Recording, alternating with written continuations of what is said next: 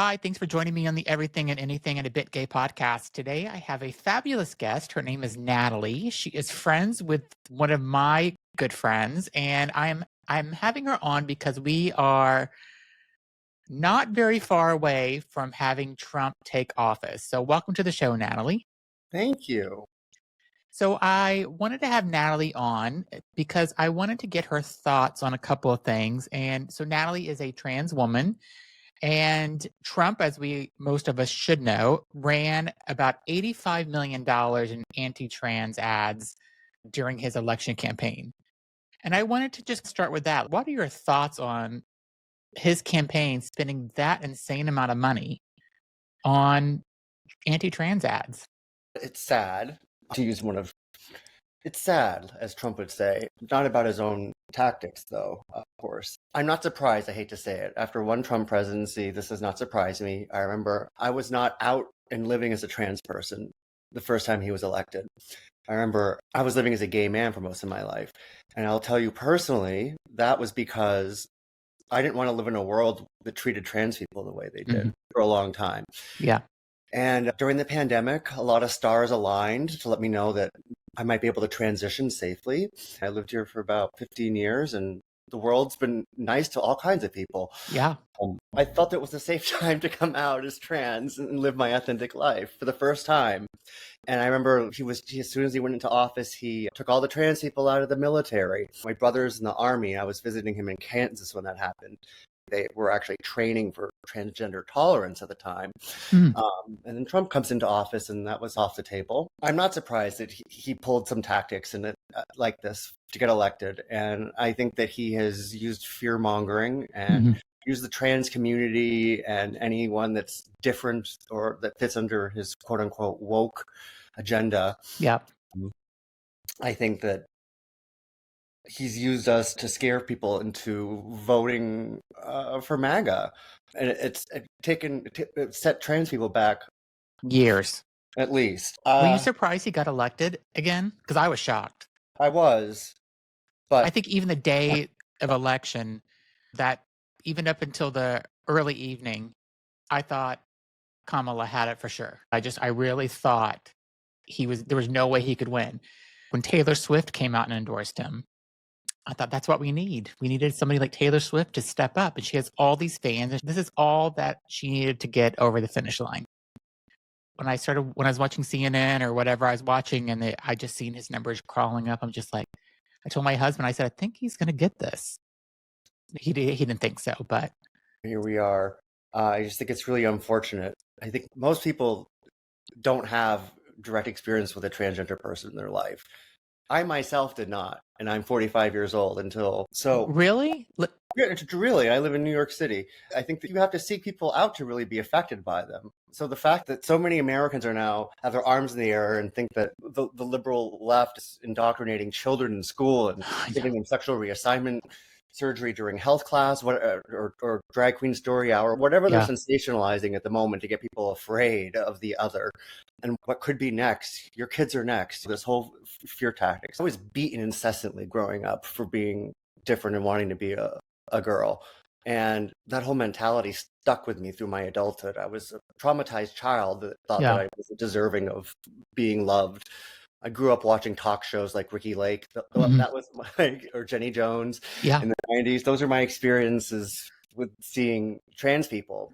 And I remember before I came out of the closet thinking like, oh, am I going to just try to be a gay guy for a while, play that off? It seems to be a lot more socially acceptable. Those people come on the talk shows, they don't get things thrown at them. They don't get people screaming God. So I figured life would be easier to me and on me even if I wasn't authentic, living as a gay man instead of a trans woman. So this has been a fear of mine for a long time, living in a world where I was exposed and vulnerable and susceptible to hate and violence. And how is it living in Manhattan now? Because I know I lived in Manhattan for many years, on and off like 17 years. Do you feel safe living in New York still? I think I don't feel safe anywhere now after this election. I haven't been paying attention to the news very much, and that's not very good either. So like it's like forcibly disconnecting me from the world when I feel like I'm doing it to protect myself. and not be affected Yeah. by all this That's stuff. horrible that you have to live like that. Yeah. Like I will say though, for humanity's sake, that without out politics getting people in the way and trying to divide us, I think that my experience of coming out as transgender and living authentically for the last 3 years, I have only been misgendered twice to my face. People have been kind to me overall. I've had one person get a little nasty with me, but In New overall, York or outside of New York? this is everywhere, and I've been all over the country. And I think that most people are kind and Yeah. supportive and aren't gonna. It's my wanting to look and act a certain way is not going to affect anyone and harm Yeah. anyone, and they realize that immediately. I can tell when someone's never met a trans person. I may be passable, but when I open my mouth, I think people. I see a lot of raised eyebrows. I was in Pennsylvania before the election, and I got a lot of that with my little dog. We were traveling around just for a little weekend away, and people were really nice and cool. They weren't curious, maybe, but I don't think that Americans want to fear and hate people. I think they don't know people, so they get Trump can step in and create a Yeah. narrative that he wants, and then people that don't have real experience fill in the blanks with his fear tactics. So when you were in Pennsylvania and doing like trips across the U.S., did it give you a little bit of hope before we knew he was going to be elected? Just that people were being kind and people were being Yeah, normal and just being curious, I think is fine. Just it had to have been like you had to have some hope in this. I feel. absolutely. I can tell when I'm talking to a MAGA person, and but MAGA people have been nice to me. Sometimes they advertise it. They tend to like to do that. Yeah. And I think that it's a shame for the next generation coming up, especially of trans youth, now that their healthcare is being jeopardized. I think that's, again, fear tactics, thinking that an environment's going to turn your kid trans or gay. That's Yeah. absurd. Anyone that has people like that in their family or friends knows that to be true. I have another podcast called Listen Up Girl where I do 10 minutes or less a week of LGBTQ plus news. And I just did mine that comes out tomorrow. And one of the news stories I did is only 0.01% of trans youth are on any type of medication for gender affirming medication.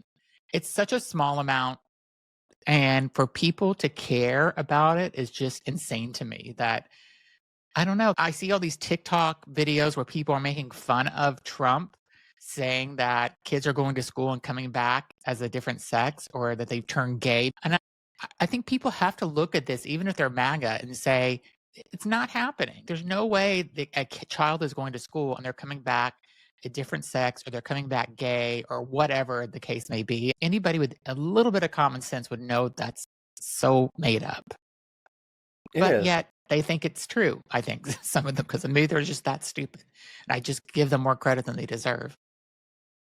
No, I feel like this has been a tactic that's been used for generations, and it plays off of the fake idea that sexuality is a choice and Mhm. not native to your programming or who you are.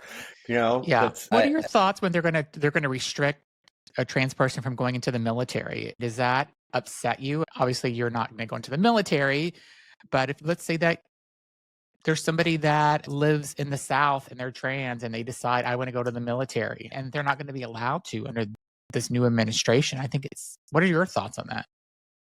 I think it's horrible. I think anyone that puts themselves out there to defend our country deserves to.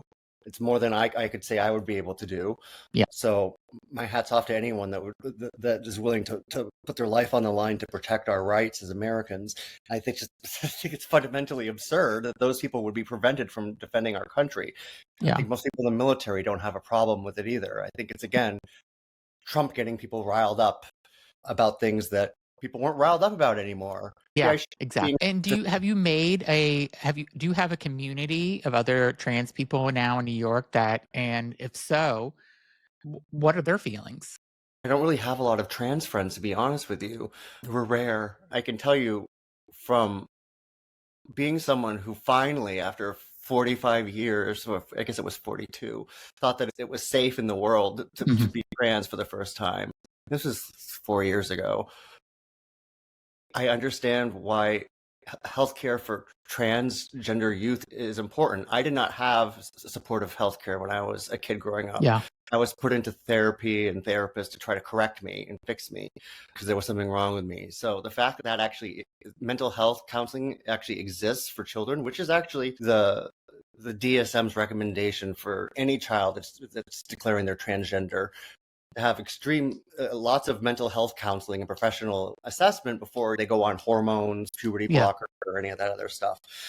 And considering, again, it's such a small population, I think that just like gay marriage came down to the same population being allowed to do the same thing, I think that there are adolescents that are prescribed hormones for other reasons. That I think that transgender care can be life changing. I tried to kill myself when I was 19 because I Oh no. did not want to live in this world. The only trans people I saw my freshman year of college when I was at a home for the first time living in Baltimore, and I saw a lot of LGBTQ people for the first time, and the ones that were out in transgender, they were working bars and working the corner, and I saw them nowhere else, and I thought that was going to be my life. I already knew my family did not support it. Did they support you being a gay man, your family? Hesitantly. Yeah. My extended family's been a lot better than my parents. My parents are a different story. Didn't end up really having a relationship with them as an adult because of it. That's okay. The idea that at this day and age, transgender kids could have any healthcare or access to what they need to stay mentally together is terrifying to me. I really can't believe that after everything people have been through, that we would still subject our children to that. Lack of Yeah. care over the threat of being trans or gay, heaven Yeah. forbid. Yeah. And Idaho is now talking about same-sex marriage. They want to remove it and they want to take it to the Supreme Court. So I feel like that's next. And like you said, we're not just like stepping back a few years, we're stepping back like decades now at this point. Like we're really like losing all the momentum the LGBTQ plus community has achieved over the last few decades. And I feel like it's all going to be erased if they get their way.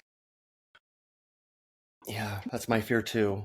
One of the other things that Trump wants to do in his new administration is to remove the X sex identifier from federal IDs and just either have it male or female. Any thoughts on that? Again, I think it's just something to get people riled up about something. I think it's not hurting anyone. It doesn't affect anyone's life either way, and it's just being brought up as. I think it's scary. I think it's just more fear tactics, more othering other people. Yeah. To separate. Me and my husband are in Massachusetts, so we're in a bit of a bubble living in Boston. It's very liberal here. Nobody really cares if you're gay, straight, trans, whatever. They don't, for the most part, don't care, at least in the Boston area. And you go outside of the Boston area, it can get a little different. But for the most part, Massachusetts is pretty liberal. And my husband have said, at what point do we say, all right, it's not safe here anymore and we need to leave? And our escape plan is going to Canada, to a country that would be more accepting of this. Have you thought about that in your head? Ours is if they do actually stop same-sex marriage, I think that's whenever we're like, oh, okay, we're out. We got to go because that means that there's going to be a lot more rights that are taken away from us. And especially if they say the states can keep it, but federally you can't do it. It's for sure if they say no, not even states can keep it, we're 100% out then. And we'll have to just, I don't know, but we'll have to come up with a plan. We have talked about it, but not in enough details. Have you had that thought in your head about at what point would you say, I got to get out of here? It's not safe anymore.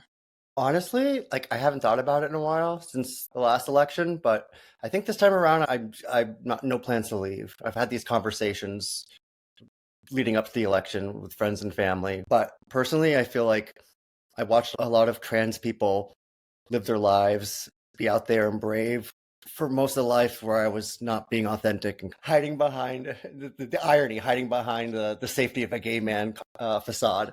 So I feel like just existing in this country and sharing my story even with you and just being a voice for people, showing that we're normal and not a threat and that we're going to complement your life and if anything, not make it worse. And Yeah.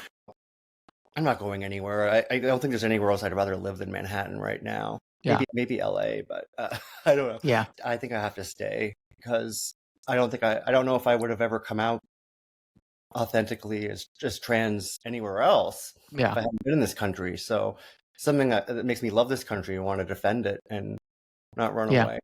But I have had those conversations. I understand. Yeah. I It's mean, scary. I think we're just scared that he may not want to leave office when his 4 years is up. That's my thought. Like, I feel like we can get through 4 more years if we have to, but my fear is that he made a statement at one point like, just vote this one time and you don't have to do it again. That's what he was telling his, and that just scares me because he may not that he could stay in office if he wanted to, but who knows? Nothing would surprise me with anything that happens anymore. So I guess I'm preparing for the worst in my head because it's so scary to me. I know. I'm just trying to. I guess I'm just taking it day by day. I still haven't I mean, recovered from the election. Like I go outside and I feel like everyone's betrayed me. I look at people yes. in general and I'm like, oh, I hate you all. Yeah, I So, know. Like the first day, whenever the day after the election, I was on Zoom calls with people, and I was thinking, I bet you this guy, he probably voted for Trump. And I was like, put calculating in my head who turned against me. And I did ask a few people in an indirect way, and they're like, "Of course I didn't vote for Trump. Are you kidding me?" And so I'm glad that I somehow got it out of them. And the few people that I didn't ask, I'm pretty sure that they did, but I just have to move on because that's their right to vote for who they want to. I'm looking at it, but I would never ever have any personal conversation with them about anything about my life. no.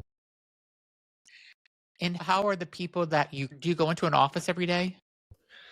Oh, I've worked from home ever since the pandemic started. I work in advertising, so Oh, I think most of that went remote. I can yeah, go into the office. We have a cute little office down on Water Street, but that's by choice, or if we have in-person stuff going on at the agency.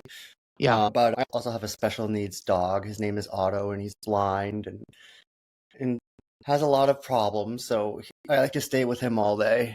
And that's one thing that I love coming out of the pandemic. Between being able to be with my dog and work from home, and that helped me transition without having to go through an awkward phase publicly.